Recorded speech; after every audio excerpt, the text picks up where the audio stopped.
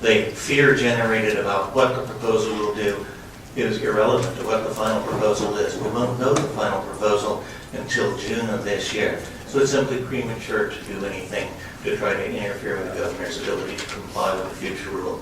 Second, you'll be here next year. The state implementation plan is not supposed to be submitted, does not have to be submitted to EPA until June 30th of next year. That could change, but that's the current expectation. You have an entire session next year to address a real regulation and real plans. You can hear from the governor at that point as to how they expect to approach it. Third, it's going to take a time to come up with a good and sensible plan. If you insist that they have a final plan ready for you to approve before the end of that session, you've lost 3 months or 4 months that will be otherwise available to the governor to work out a plan working with EPA. So you would interfere with the ability to create an effective state implementation plan at the lowest cost. Lastly, you run the risk, as previously indicated, of being stuck with a federal implementation plan, which is the last thing I think any of us wants. Sir, I keep hearing this, that we shouldn't weigh in when there's a draft rule. My experience of administrative rulemaking is you weigh in when there's a draft rule. You don't wait till they've finished and given a final rule and it's all said and done. Am I missing something? Yes. The distinction is that the federal government is the one who has the draft rule. What you're concerned about is what the final rule is from the federal government and then how DEQ plans to comply with it. That's what this bill is about.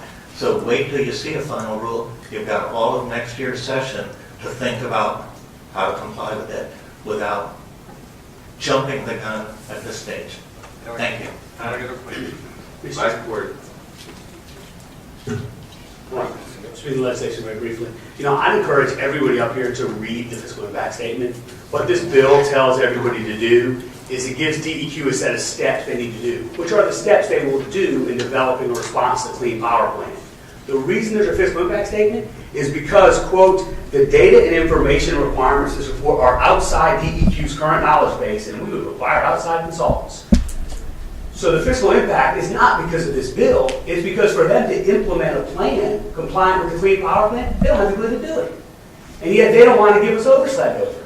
The very reason we need oversight is because they're saying in their own fiscal impact statement they lack the ability, without outside consultants, to develop the plan necessary to comply with the Clean Power Plan. Mr. Chairman, Yes. once he's finished. Mr. I'm Chairman, done. I'll just encourage everyone to read the fiscal impact statement. Read what DEQ says about its own ability. Okay. Mr. Chairman, what is really about is that the other side hate to see this thing go be done by the administration. That's what it's really about. Secondly, it does have an impact. And thirdly, you're not going to always be in control, fellas. You are now. So if you do that, what happens when we take control, which we're going to do very shortly? So the key is that you got to do what's best for everybody, not try to do something because you're in control. What's best for the Commonwealth of Virginia, not because you're in control. I can say to the gentleman that I'm doing what's best for my region by moving this forward, because we're losing jobs every day in the coal area because of the EPA. I can just tell you that point blank. And but anyway, that's why I'm voting the way I'm voting. It's not about who's in control or who's not in control, but I just think we have to protect jobs in this state, and that's jobs that occur out in Norfolk Hampton Roads because of all the trains that go out there that carry coal. So, Mr. Chair, yes. over here. As one of the members I who got used to your voice being in the aisle here.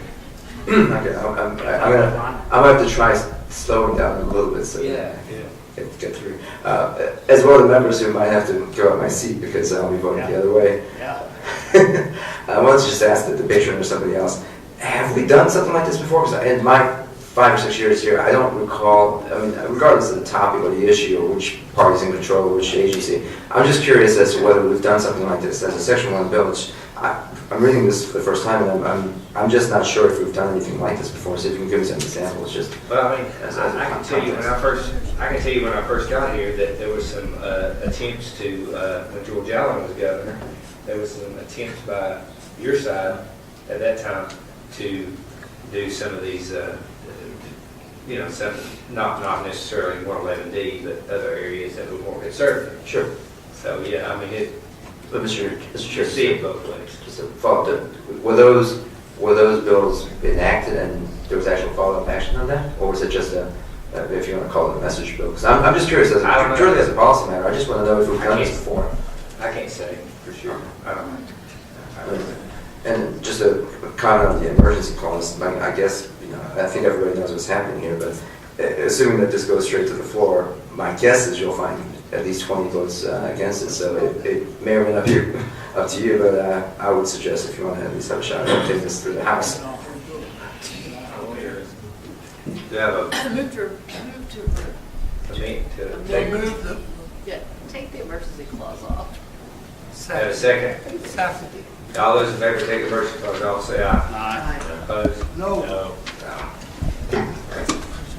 You know, We know.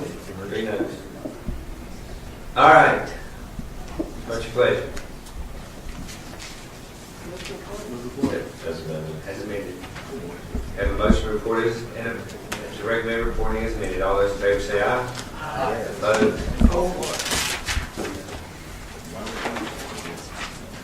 Delegate Miller Wade, last bill.